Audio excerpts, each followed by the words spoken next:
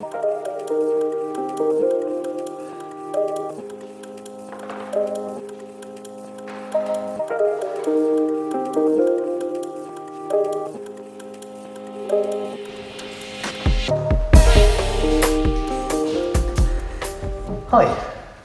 Right, this week I thought I'd talk about the lymphatic system. I was talking about it with students here physically probably a couple of weeks ago, and I thought it's a pretty useful topic to get across.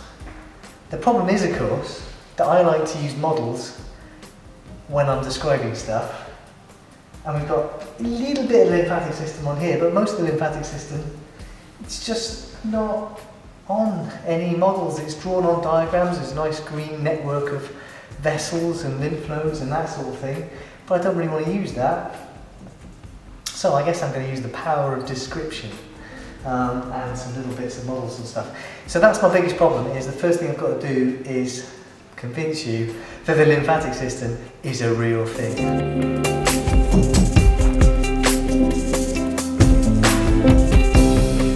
We should talk about the overall layout of the lymphatic system. We should talk about what lymph is and why the lymphatic system is so important. And then we should talk about some of the organs. We have what we call primary and secondary lymphoid organs, but we should also talk about why we talk about the lymphatic system so much when we talk about anatomy. And it's because of cancer and tumours. But we'll start at the beginning. So what is the lymphatic system? Why do we have one? Well, you know about the circulatory system. It's got a pump, it's got arteries, it's got veins, it's got capillary beds in between, it pushes blood around the body and does loads of great things. And that's a closed system, and that thing makes sense. But capillaries are leaky, they're fenestrated. They leak plasma, they leak fluid, water mostly, into our tissues. And that's what we are. We are mostly water, right? We need water for all the chemical reactions that we take for granted to occur so that we exist and everything works, right? So we've got to have water in the tissues. The water leaks from the capillaries into the tissues, but if that keeps happening, that water, that fluid is not collected by the venous side of the circulatory system. So if it keeps happening and that fluid isn't collected, then our tissues will swell up. And you've probably experienced this, right?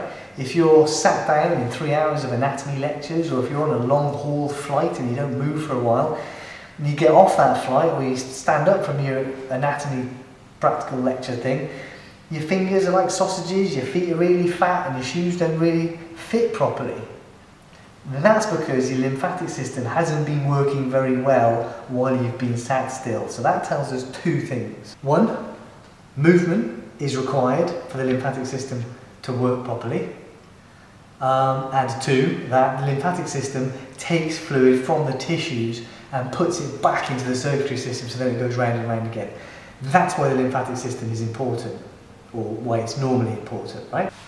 So the lymphatic system collects that extra fluid from the tissues and returns it to the circulatory system. And when this doesn't occur, normally we get swelling, which we call edema.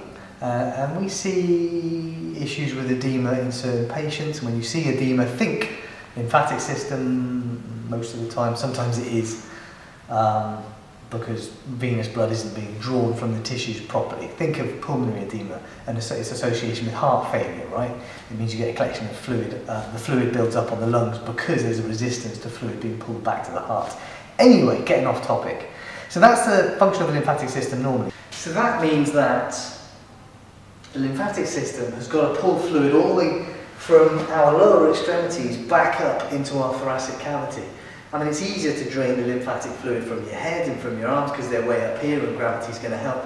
But that's quite a struggle to pull that fluid back up. And the trick is, the lymphatic system is not a closed circulatory loop. It's a one-way flowing system. It's open-ended at its extremities, and it doesn't have what you might consider a normal pump. It doesn't have the heart pumping fluid around.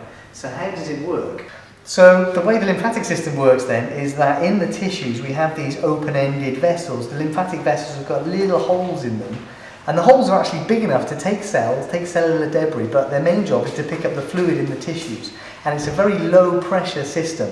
And the fluid moves into the lymphatic vessels, and then it gets pulled along the lymphatic vessels and passes through lymph nodes. So lymph is mostly water with a little bit of protein, cellular debris, maybe picking up macrophages. If you break your skin, then you're likely to get any microbes and what have you that go into that will pass into the lymphatic system. It's that sort of system, right? But because it's under low pressure, it means that largely it's kind of our movements, gravity, a little bit of negative pressure from the circulatory system, a little bit of change in pressure in the thorax as you're breathing and that sort of thing. And possibly even because these lymphatics are running alongside arteries and veins and they're in a compressed space, you know, you think about muscles and arteries and veins and nerves all being in a compressed space held together with fascia, just the pulsation of the artery alongside it is enough to push the lymph along the lymphatic vessel. And the lymphatic vessels have got tiny little valves in them, which means that that flow can move very slowly along the lymphatic vessel and eventually it'll get where it's going. And it's not in any hurry, not like blood is, right? And the problem is, of course, is that these lymphatic vessels are pretty small, are fairly translucent. The fluid going through them is mostly water, so that's also translucent, which means that when we're dissecting, certainly our cadavers, we rarely see any lymphatic vessels, even though we're very careful. Now, what we do find are lymph nodes. So a lymph node, and you've heard about lymph nodes, right? You know, you feel the node, so I've had a bit of a cough and a cold this week. Students are back, students have come from all over and they brought their diseases with them and they like to share them around and what have you. So I've had a bit of a cough and a cold. And when you get an infection, you may expect to find enlarged lymph nodes around here because we're talking about the anatomy of the immune system. And we'll lead into that. But lymph then passes to lymph nodes. We'll often have many lymphatic vessels passing to a lymph node, and then from that lymph node you'll have a single lymphatic vessel. So in our peripheries we've got loads of small lymphatic vessels, but as we get more central we have fewer vessels. These are what I'm talking about. So these are, do you see where we are? We're at the top of the lower limb here, top of the thigh, inguinal ligaments across here, here's the abdomen. So these are the superficial inguinal lymph nodes. And we do tend to find that we have superficial lymphatic vessels draining to deep, and these superficial inguinal lymph nodes will drain to deep inguinal lymph nodes. They're just described as superficial and deep relative to the layers of fascia. We've got the fascia lata here.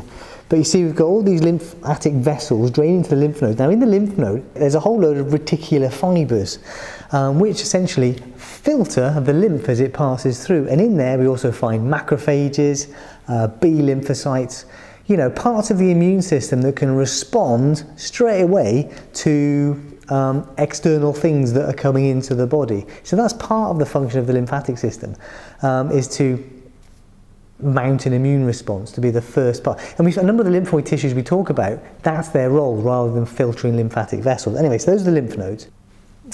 So lymphatic vessels, lymph nodes filter it, and then we pass into the abdomen and the thorax. Now the problem is, right, if I take this apart, we're not going to see any of the lymphatic structures that I'm talking about. So maybe I should draw them on.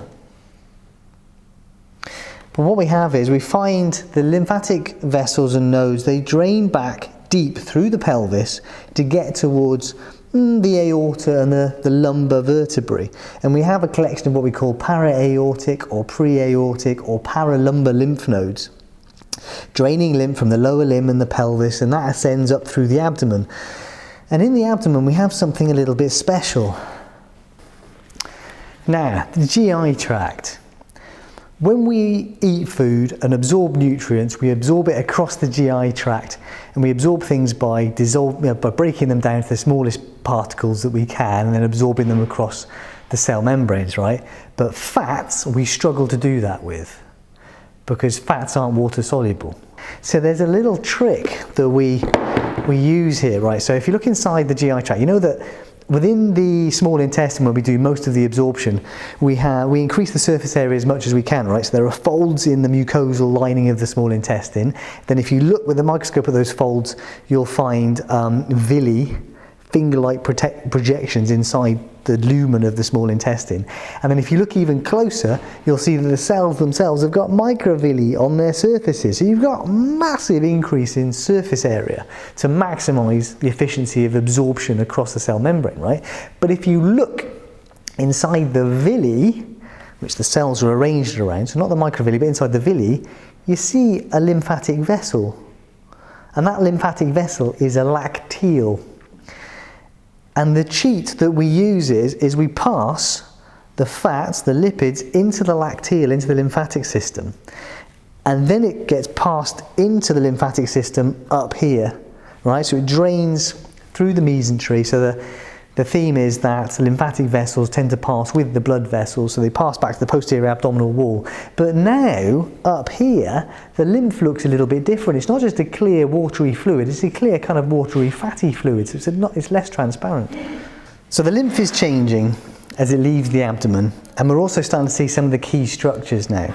Now up here, we have a large lymphatic vessel, or it's kind of like a larger lymphatic space.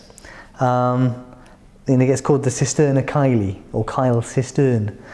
And that's kind of reservoir is the wrong word, but it's a big space that a lot of the lymph from the abdomen and the pelvis and the lower limbs, all that stuff drains to. And from the cisterna chyli, we get a really significant structure. We get the thoracic duct. And it's difficult to show on this model, but the thoracic duct is going to run up through the thorax. And it's going to be carrying all of the lymph from the abdomen, the pelvis and the lower limbs. And this is the big vessel that's going to carry that lymph up and put it back in the circulatory system. And it tries to put it back into the circulatory system here. So this is the venous angle on the left side.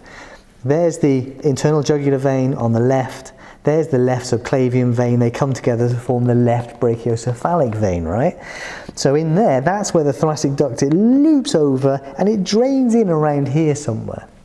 And all that lymph, all that fluid is then returned to the circulatory system. So the fat from the lacteals then gets distributed around the body and cells can access it directly and make use of it instead of it passing to the liver like most things we digest.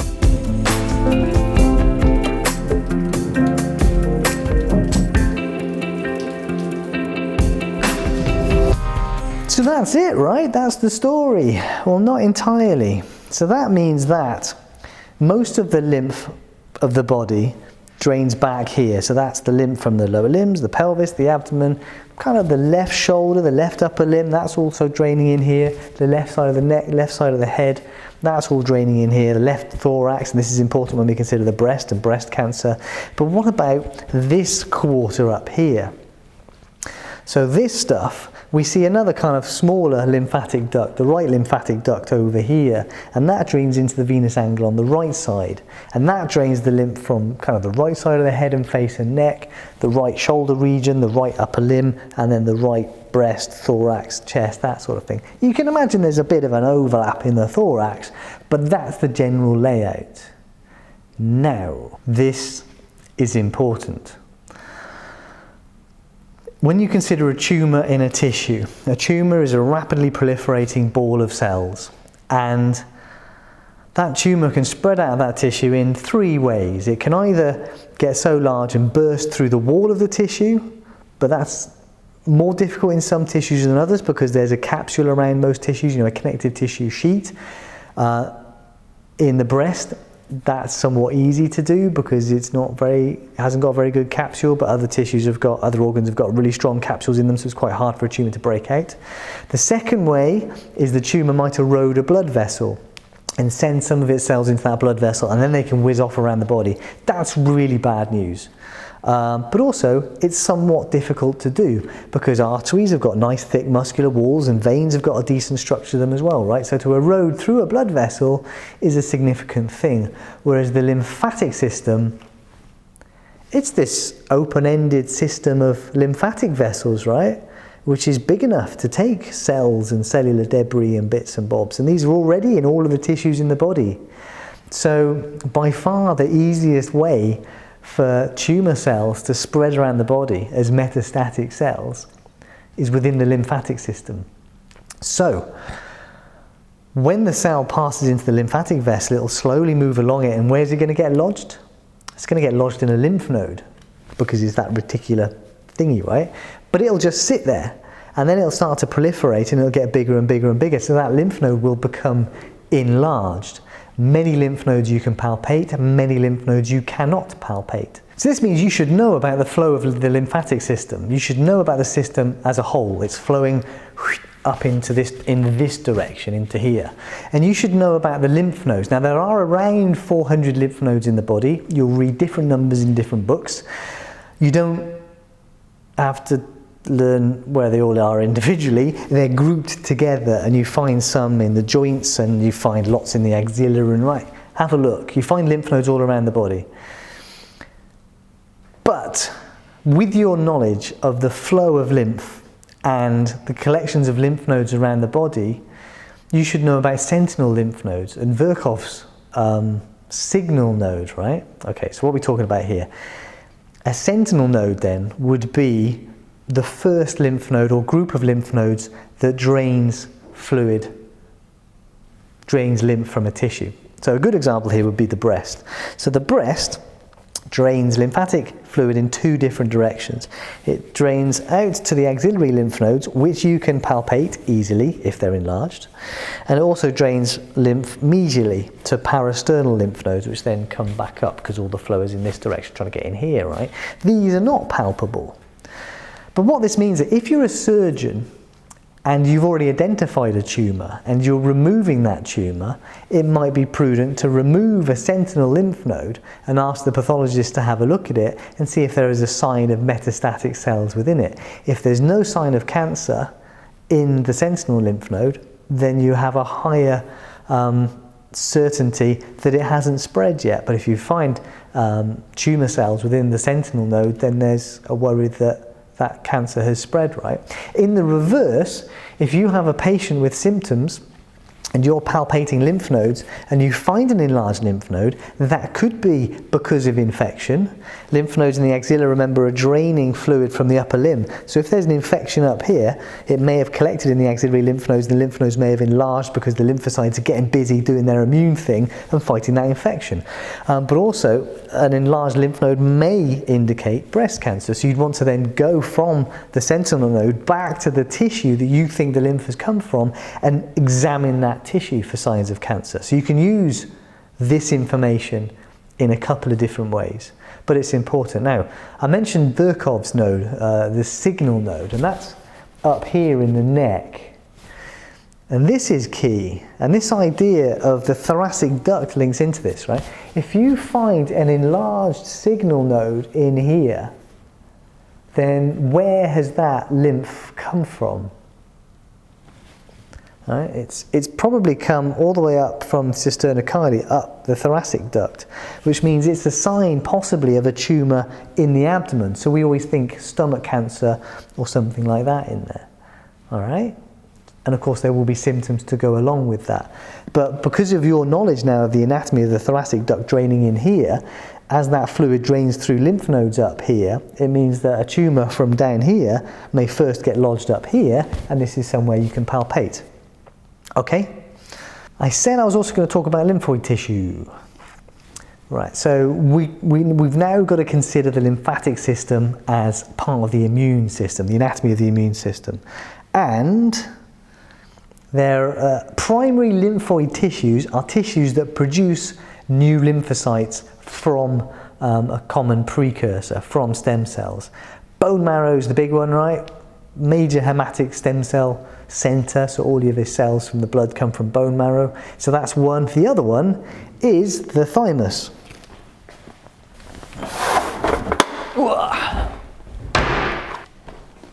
Right, so there's the sternum coming off, and this is the thymus.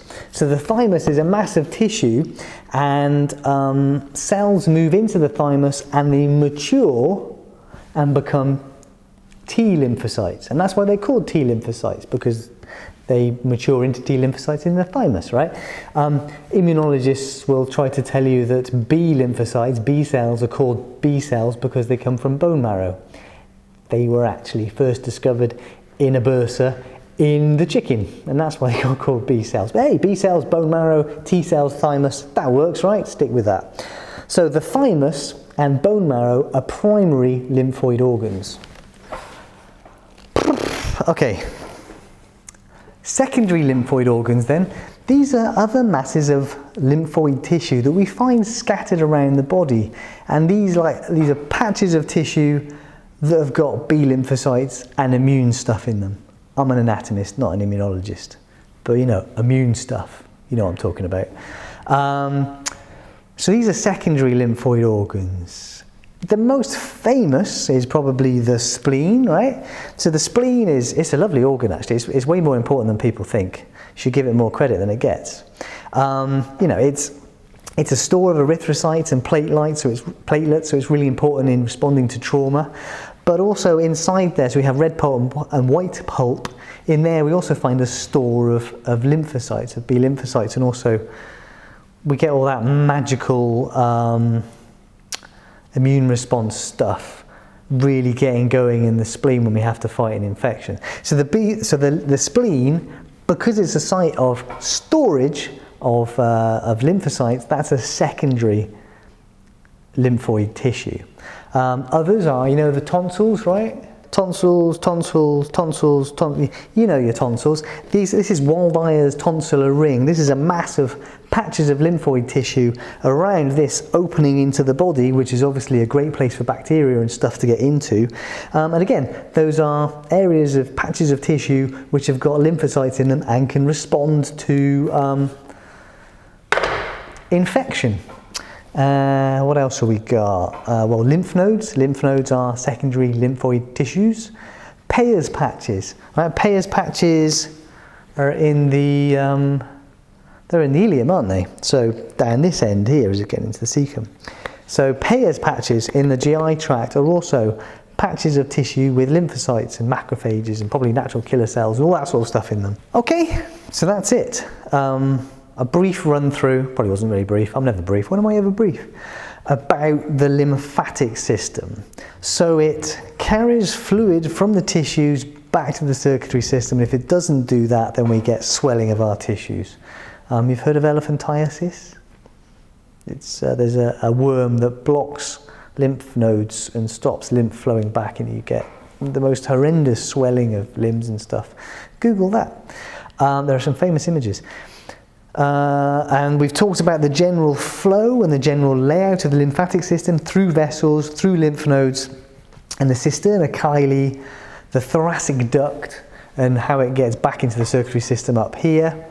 And we've talked about primary and secondary lymphoid organs, tissues that make lymphocytes versus tissues that store lymphocytes. All right. Okay. So yeah, like I say, the real trick is showing it, because you can't see much of it, but it's there, honest, and it's important. Okay, right, cool. Hope that was good. I'll see you next week.